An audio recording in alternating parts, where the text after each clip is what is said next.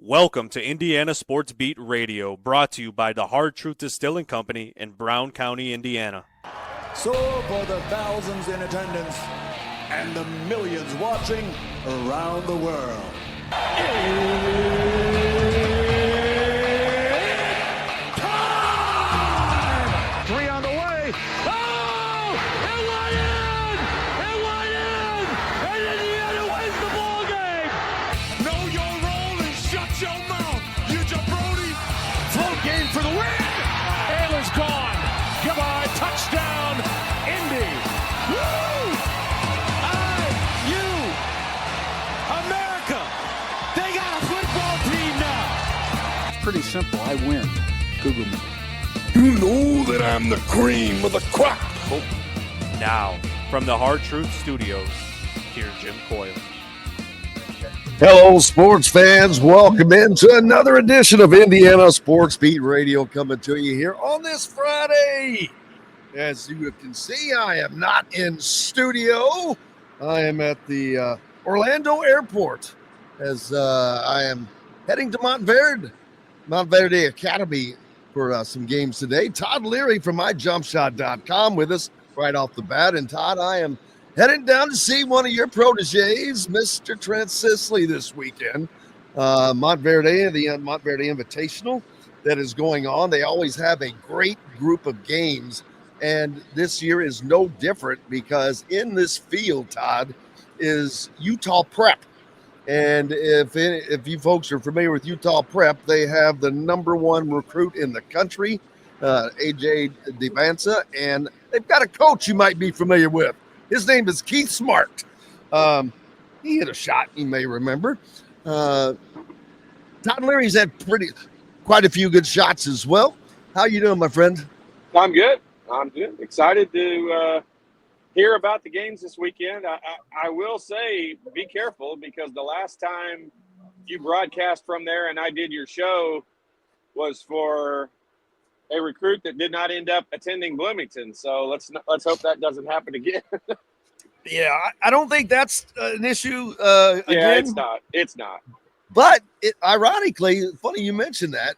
There's a kid on this team, Caden Allen, who is very, very highly ranked now. And he had an offer from Indiana, and it just kind of disappeared. I don't know what happened with that, but he announced his 4 finalists the other day, or 4 or 5 finalists the other day, but it's Georgia, Georgia Tech, Ole Miss, Mississippi State. I mean, all good places, but they're all in the South. So Let me guess, he's from the South. I don't, you know what? I didn't have a chance to look up where he was at. I can't remember where he's from, but I'm like, okay, this dude must be from the South because he's got all of those teams picked. There was one other, and I can't remember who that is, but he's a guard playing with Trent Sisley. But there's a lot of videos that we get to see, and Trent may be really underrated. Hugely underrated. Yep. I mean, he just continues to go about his business. But what I like about his game is he reminds me of the guys in your era. He does what it takes. He'll get a bloody nose or whatever. He'll stand out and shoot 3-pointers or go in and throw elbows, get elbows, whatever the case may be. But he has been working on making his game better, and I think he has done nothing but that by going to Montverde. I mean, they're the number one team in the country, and he is getting to play against this kind of talent. And he's doing a hell of a job. He's one of the leading players on this team. In day one of the Montverde Invitational, Todd, he reminds me of Todd Leary. He went 5 for 5 from the field. He was 1 for 1 behind the 3-point line and 2 or 2 at the free throw line. So pretty nice day. Yeah, and he's a guy like. He's a guy that's just going to make winning plays. He's a winner. He makes the right plays. This is the way you kind of look at this. Out of every draft class or every, graduating class from high school, there's probably 1, maybe 2, maybe 3 at most guys that are going to be like Cooper Flagg or Ace Bailey or Dylan Harper. Like, they're going to be somebody that after 1 year, you're going to say, that dude's going to play in the NBA for a long time, and they're going to be that good. And then after those 1, 2, 3 players, there's probably a group of like 30 players that are exceptionally talented, and they're not like franchise type players, but they're exceptionally talented. And when you can find one of those guys, I put Trent Sisley in that category. When you can find one of those guys that's such a team oriented player and wants to win as bad as someone like Trent and willing to sacrifice and do anything. I said it the other day, like the thing that happened at the end of the Maryland game, whether you want to call it confusion or whether nobody understood the play, they were all running different plays. Like the thing that didn't happen is no one sacrificed themselves and went and set a screen and got somebody else open and got somebody else a shot. Nobody was willing to sacrifice themselves. And Trent Sisley is a guy that would sacrifice himself. In that scenario, I think he would have gone and set a screen and got somebody open. Everyone was trying to be the hero. And you know, that to me is why it became so frustrating, because that's not the Indiana basketball I know. The Indiana basketball I know, there might have been 4 guys trying to set a screen, and we'd have been upset that one of them didn't go off and be ready to take the shot. But it was the opposite. He had 4 guys all just trying to get the ball and be the hero. And you know, that's what I think Trent Sisley brings as much as anything. But I don't want that to sound like I don't think he's exceptionally talented, because I think he'll have a long career in the NBA, and I think he's going to have just a career at Indiana University that fans are going to be super proud of. I agree 1,000%. And one of the things I've said privately to someone else is I think that Trent Sisley is going to be a very, very important piece of the group that brings Indiana back, or at least heads in the direction of where they want to be. There's no doubt to me that a change is coming at the end of this season, and that's going to bring a lot of other things. But I think that will be the jump-off spot, just like you saw what Kirk Cignetti did in football, which is still amazing. But in basketball, it's a hell of a lot easier, and it will happen quickly at Indiana. I'm very convinced of that, just because of the resources, of the talent that comes out of the state. I mean, they've got. The Indy area has 2 McDonald's All-Americans this season, and Indiana didn't get any of them, unfortunately. But they've got to change that. They've got to start getting those guys. I know the portal's there, but you've got to have both. You've got to have the Trent Sisleys of the world, and Jalen Harrelson would have been a pretty damn good get, as well as Mullins. So you've got to be able to mix both of those in, and I think that will start happening again as by next season. Yeah, and I'll just say this: like I think the decision used to be a lot easier. Like, you know, back in my day, the decision on where you were going to go for school, I think, was an easier decision. There are way more factors that are involved in it now. One of the interesting parts is Indiana is in a great position in those categories, NIL money and what they're able to spend, and the fan base still being loyal. I turn on some of these games and see, I think I turned on Ball State the other day, and I turned on another game. I mean, the stands were not empty, but they were not half full. And that's, you know, that's just something Indiana has been fortunate enough to not have to deal with. And kids want to play in front of big crowds, and not just for the big games, but for all the games. And so I think Indiana's recruiting going forward is in a good spot. Having Trent Sisley coming in is honestly, it's a saving grace right now, because if they had no recruits as of right now and totally reliant on the portal, with what you're saying, you're promising there's going to be a change. I mean, unless they turn it around, I think we're all hoping there's going to be a change, just from the standpoint of, if that change is the same staff, but they approach things differently, I don't care. Just things need to be approached differently. And having Trent Sisley is just a monumental factor in being able to do that, because without him in this scenario right now, I think Indiana's future would be pretty bleak. Yeah, and I agree with all of that. And he is a prototypical Indiana kid. Yep. And not that you have to have that. I'm not saying this team has to be all that, because it doesn't. It can't. You have to have a mix of everything. You've got to have a mix of the Indiana kids that understand and know the tradition, but you got to have talent no matter where it comes from. and who it is. And even when you were playing, that was still the same case. Reynolds, they were regional guys, but they weren't all Indiana guys. And Knight didn't care, but he knew what he wanted. It just takes the right talent. You have to have the right coach and the right players, both of those things to go in. And this is a different time now. But everyone talks about all the NIL that. No, man. Look at the other teams that are not having problems. It's not that. If you're having problems, you're having problems. That's the issue. It's not that they're getting paid, although that's a different scenario. But that's not the issue that is causing this. It's proper personnel, making sure that they know what they're doing.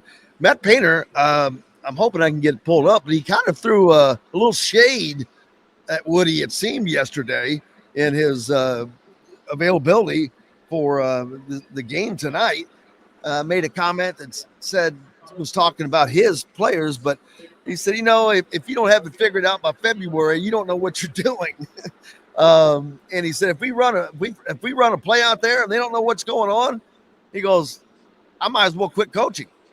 So you can take that for whatever you want, but that seemed like a shot over the bow to me. Yeah, I mean, I get what you're saying. I know Painter well enough to know that's not really what he's trying to do. I think he is saying exactly true. I think something that we would all say. If your team doesn't have it figured out and especially doesn't know what play you would want to run in that scenario. Like, let's take that exact game last week out of context. And let's just say at this time of year, your team ought to know what play is the best play we're going to run when we need a basket at the, in that situation. And yeah, I know the coaches and staff can call plays and do whatever, but at this point in the year, your team kind of better already have it figured out. And, if you don't have, you're probably in trouble. And what have you been working on for the last 3 months in practice? And so, yeah, I mean, that scenario last weekend that to me is what the problem is. Like, they didn't know what they were running. I've been saying this all year long on your show. I don't think the players completely understand what it is they're trying to accomplish. I know the overall big picture. They're trying to throw the ball inside. Okay, I get that. I think they get that. I think we all understand that. But I don't think that they have broken down enough to understand what it is they're trying to accomplish and the best way to accomplish that on the offensive end of the floor. And that's why we have games when the ball's going in where we look decent and games when it's not going in and we look like we don't know what we're doing. And, that particular 30 seconds at the end of the game last week, I think summarized where Indiana basketball is and not just for this season, but the last couple of seasons. And that's not an organized, good place to be. And they didn't look organized. They didn't look like they knew what they were doing. And they didn't look like they knew what the play was or what was supposed to happen. And I think the end result proves that point. And you just can't, I don't know how you make excuses for that at this point. I mean, it's unacceptable. It shouldn't happen. And, there's 1,000 people out there that are going to say, hey, I coach a 7th grade AAU girls team. And, we know what to run on an out of bounds play and all that. All that's true and factual. I get it. There's no excuse for it. It should not have broken down that way. We get a good look and somebody, we run a play that you can tell what they're trying to run and somebody misses a shot. We can all live with that. That's part of the game. But not what happened. Like, they didn't even run a play. They did nothing. They just basically threw the ball in bounds and the guy shot a fadeaway three-pointer from the corner. None of it made any sense, and it was just unacceptable. Yeah, I agree completely. And not only that, a lot of times, even if a play gets busted, broken up, you've got guys that have the ball that know how and are willing to just go make a play. And it was just a complete breakdown. And I'm not blaming any player. I'm not blaming the guys. It was a wreck, and everyone saw that. The sad thing is, it wasted a hell of an effort by Indiana. They played a really good game. Now, you can look at that as, positive thinking going forward, because conventional wisdom would tell you they're going to get the crap kicked out of them tonight at Mackey. And there's no one that would think other than that. But hey, this team still has talent. There's no doubt about that. They have talent. It's, can they get it together? Can they run it together? Can they run their lineups?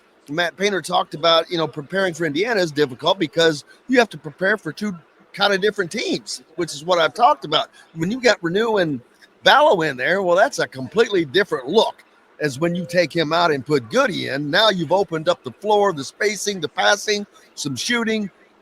You've got multiple three-point shooters out there if you have Rice and Mbako and Goody in the game at the same time, and that changes what Purdue has to do because they've got those two bigs that they'll run out there. Well, they can't do that if Indiana's playing small ball. So I don't know. I'm not saying that, this is going to be a close game, but you never know. It's Indiana and Purdue, although I don't know that this Indiana team gets that. I know Anthony Leal does and Trey Galloway does, but Ballo's been on three damn different teams. I don't know that playing Purdue means crap to him, and I'm not blaming him for that. I'm just pointing that out because that is normally not the case. You get pumped up for your rival no matter what. So, we'll see. but I'll say a couple things about that. One, the environment in Mackey Arena tonight will be so raucous. It'll be, I'm going to say, the most insane crowd that Omar Ballo's ever seen. So if that doesn't tell him that it's a big game and if that doesn't fire him up to have a good game, then, he doesn't function like most athletes do. And so that's all the rivalry part of it he's going to need to know. That crowd's going to be nuts. They're going to be screaming. So that gym is so loud. If he can't figure that out quickly, which I do think he will, then that's on him. But I'm going to go back to something you said a minute ago about, you're not blaming the players for the end of that game and all that. I am 100% blaming the players. And I know the coaching staff can draw up all the plays, and I don't think they drew something up that was obviously executed well.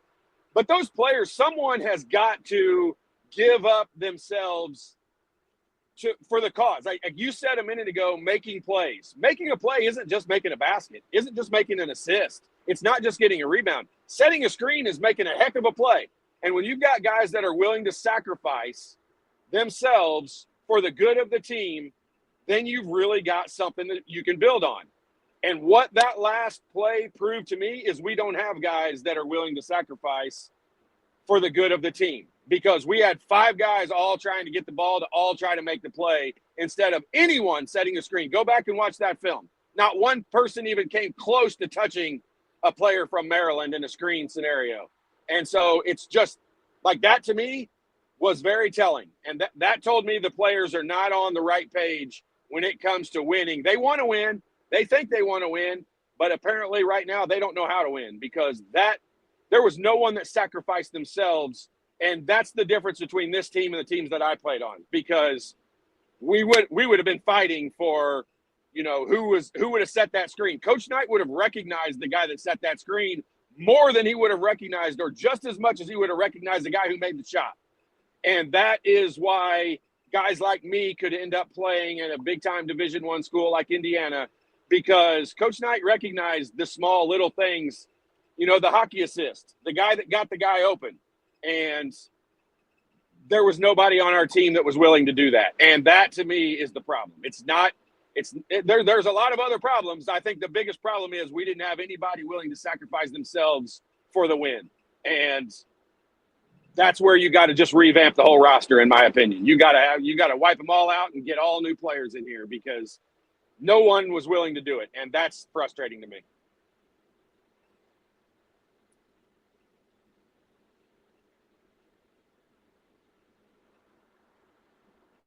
I can't hear you if you're talking.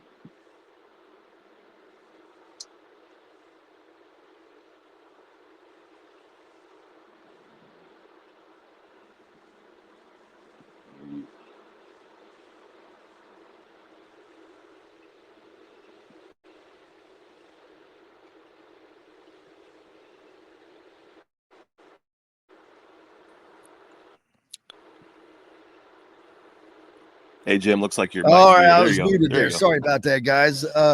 What does Indiana have to do tonight to be in this game, because they have the talent, but that environment is extraordinarily daunting, and that alone can take you out of your game if you're not prepared for it. And we've seen a lot of times, I'm just not sure these guys are mentally solid in the game, whatever the game is. Oh, we'll have to get Todd back there in a second. I think he is frozen as he's traveling today. But yeah, Indiana takes on Purdue tonight at 8:00 at Mackey Arena, and it is going to be, like Todd said, it's going to be the craziest environment that the Indiana players see all year. Todd, they've got to get through that, and a lot of these guys, like you just mentioned, they've never seen anything like what they're about to see. And because when they're in Assembly Hall, that's their home, but they're about to face the most daunting road environment they have ever been in. No doubt about it. Yeah, I mean, luckily, Luke Goody, even though he's a transfer in, he's been at Illinois. He knows it. He's from the area, so he's well aware of what Mackey Arena's like. Galloway and Leal, obviously, those guys, and Baco going through it last year, like Renew, like they shouldn't surprise anybody. I mean, you can tell somebody what it's going to be like all you want, but you just really don't understand. I saw an interview with one of the Oregon players last week, and he was commenting on being in the Big Ten and how shocked he was at how some of the opposing fans travel the way that they do and come to the games. And that's part of why, you hear people say the Big 12 or the SEC or the ACC or whoever is the best conference. I mean, part of what makes the Big Ten as good as it is, in my opinion, is because the fan bases, and they travel and they go to these games and they go see them. And I don't think the people from Arizona and, the Pac-12, I don't think they experience that. And so, yeah, it's going to be different for Balo, but you'll adjust to it. It's a different environment. I actually look forward to it every year when we win up there, even though it's that difficult and hard to win up there, because it's just fun. Like when you're in an environment, I remember my 5 trips to Mackey Arena still to this day. And that's because it was such a fun environment, and everybody screaming and yelling and calling you names, and the students are right there by the bench. Like, some of the stuff people say is hilarious. Some of it's offensive as heck. But I mean, we chuckle and laugh at it and get a. So yeah, I would be shocked if Omar Ballo doesn't say, "Oh my gosh, that's the loudest place I've ever been," because I can say on all of my trips there, Kansas, Allen Fieldhouse is probably a very, very, very close second, but Mackey Arena is the loudest arena I ever played in by far, all 5 years. Carolyn Leary says Purdue is not an IU-friendly place to play. It is a different kind of environment. Thanks, Mom. She would know. She does know. Definitely. She's heard me bitch about it a whole bunch over the years. So yeah,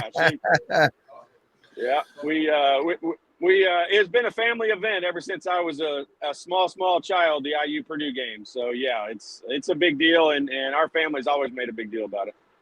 Purdue, big on hitting 3-pointers. They've got a number of guys, but specifically Fletcher Lawyer and Braden Smith are just red hot.